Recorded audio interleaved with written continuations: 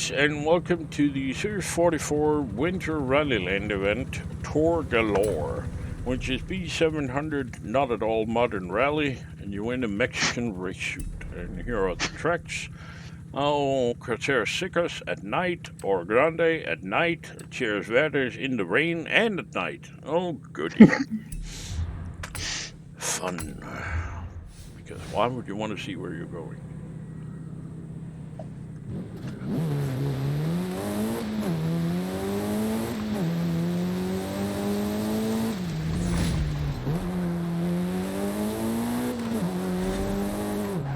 It is stupid to call a car from 2004, sorry, a modern rally car.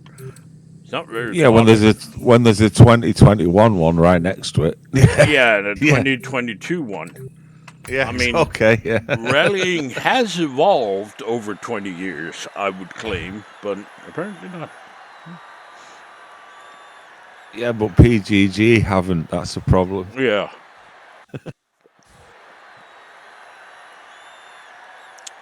They had a successful game once, and so they've just followed the formula, haven't they? They've not swapped anything. Yeah. If that was modern rally when they first released Forza Horizon, then it still is now, and it will be in 50 years. Well, and they're gonna get another monetary injection soon. Mm-hmm. All the PlayStation people join, right? Yeah, I don't know how popular it's going to be, but yeah. I can't imagine being popular at all. Because I don't think I think it'll do okay, but I don't think it's going to be anything major. Really? Because paying maximum full price for a game that's close to 3 years old. And that's a mistake. Yeah, that is nearing end of life. They're not even doing, swapping out playlists anymore. They're just doing remixes of old playlists. I don't know what they've suppose they've got a few decent sims on the PlayStation, but actually open world races like this, they've only really got a couple, and maybe a lot of people. Well, how many open world how many open world racing do you have on Xbox? Well, I've only got the Forza series. Well, how many is there? Well, there's the crew motorsport thing, isn't there? There's that Drive 1 and 2, and doesn't the crew also, isn't that available for PlayStation as well? I believe it is now, yeah, or it was first, possibly. I'm not sure. But yeah. Looking at AI. I don't think Xbox has Grid World as well. We've got, but yeah, there's not a lot for Xbox. I don't think there's a lot more of on Xbox than there is on PlayStation. And I don't know, isn't Gran Turismo, isn't that more or less open world? Or is that just track racing? It's more like motorsport. Okay. It's a motorsport type, yeah. Sort of, it's not even full sim, I wouldn't say. Although neither is Forza Horizon. No, I know. No, I'm comparing it with motorsport, but I'm saying neither of them are full sims as far as I'm concerned. No, they're not like Assetto Corsa or iRacer or something, They're not even close to being full sim. No. Even though there is a guy in the forums that keep maintaining that Forza Horizon 5 is a fantastic racing simulator. Well, it's definitely arcade leaning. There's some sim aspect, but it's definitely arcade leaning. Yeah, like 90% arcade, 10% sim. I would actually say it's more than that. It's not a sim in any way. It doesn't even attempt to be a sim. I guess it depends as well from our perspective. Probably, yeah, you're right, because we know all the tricks of the trade. I mean, the only thing that would put it in the sim category is your ability to tune cars. Right. Okay, fair enough. No, not just the ability to tune cars, but I'm saying if you joined the game tomorrow, you'd never played it before, you've got no fucking idea what Horizon's about, and you're getting in an S2 race, you're probably going stock, rear-wheel drive, somewhere in the mid-900s, and you're going to find it a lot more sim-like in the sense that shit. Can't just press accelerate Yeah, but and brake no, when I want. because the way the cars handle in the game has nothing to do with what it Oh, would handle that's like well, in that's real yeah, life. that's just So that's playground it's physics. not simulating real life. It's giving you a version of or correct. their idea of what a car handles like, and it doesn't.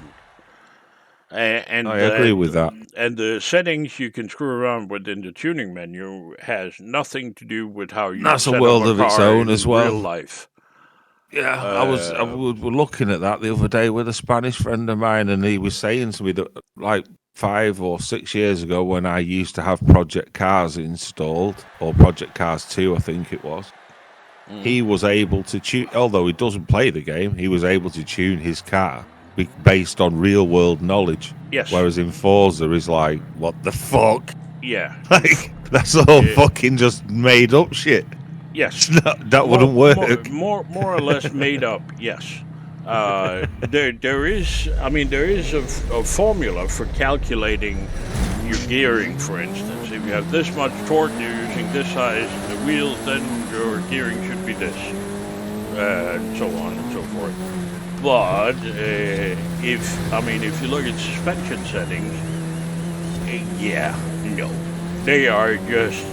That's just the randomizer 2000. It has absolutely nothing to do with how you set up a car in real life. And if you were to set up a car in real life like you do in Forza, you wouldn't get 10 feet. And there would be a major accident and your car would be on fire.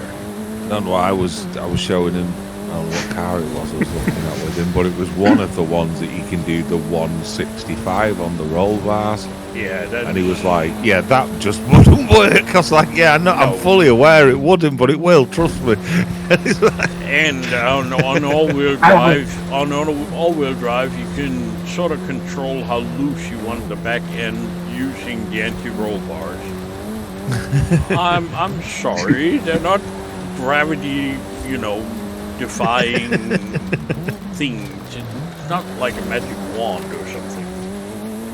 But in most cars, you can control how loose a back end you want by using the anti-roll bars. You can't do that in real life.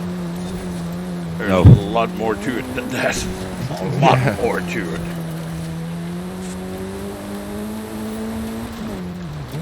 Well, it's the same with the other thing he kept doing, because he was tuning when he was doing his thing. I'm watching him, and he's putting fat tire, for like this, for example. Fat tyres, rear and front. I'm like, no, fuck the front ones, they don't do anything.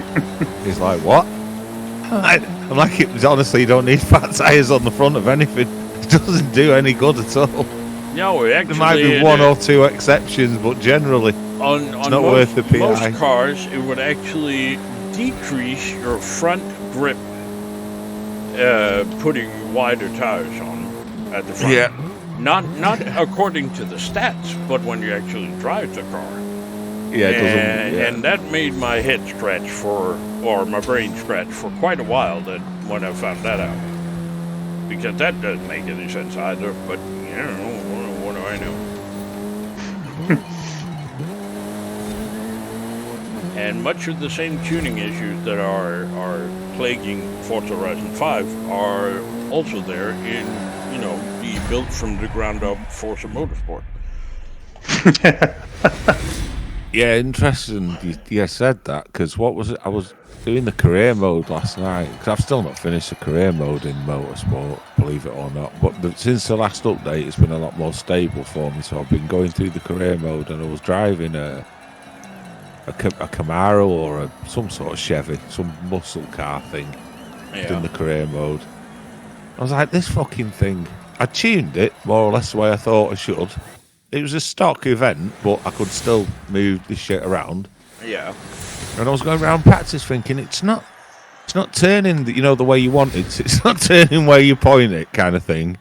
No. So I pulled into the pits and I fucking did the 165 thing on the roll bars, which I've never done in Motorsport, and it fucking worked. Yeah. I was like, why is that working still? What the fuck? Oh, it It's gets totally broken my brain because I've got like 100 tunes done already and I've not done that on any of them. It gets worse actually because there are cars in motorsport where you do 65-1. Yeah, I can believe that as well because that's the only car that I've ever done the 165 on. Most of the others are somewhere in between. And when you do that, that makes the car oversteery, just like when you do a 165. Yeah. Great. Yeah. Trust me, tuning is the most frustrating thing. And at the same time, well, my brain kind of likes it because I like getting things to work. But sometimes it's really I mean there are teeth marks in my keyboard from when I've been biting the keyboard out of frustration. It sometimes it's very simple and sometimes it's just fucked up. I got a few tunes where I mean normally when I tune a car, you've seen me do a tune in like a minute and a half or something like that. Yeah. Yeah, it's not Because a I got a thing, basic idea on all the settings on most Yeah, cars. and then it's just fine tune it afterwards. Yeah. But there are cars where you do basically the exact opposite to get the same result for absolutely no apparent reason, apart from reasons. And Bad coding. That can really mess you up. So yeah, if you're watching this thinking, well, should I get into tuning? No. Don't do it. Download mine instead. Much better. Anyway, the car I was using was the 04 Mitsubishi Lancer Evolution 8MR, which is very modern. 21 years ago. The tune for it would be... No, not 21 years. Wait. Yeah, 21 years. 04. Yeah, 21 years. Yeah, 21 years ago, yeah. Right. Fucking hell. That's made me feel really young. Nice one, Was. Oh, yeah, you're welcome. Anyway, here's the tune. 146-240-641. And yeah, should you happen to use one of my tunes, please remember to like it. Same goes for the video, and don't forget to subscribe. Thank you very much for watching. Stay safe. Bye-bye.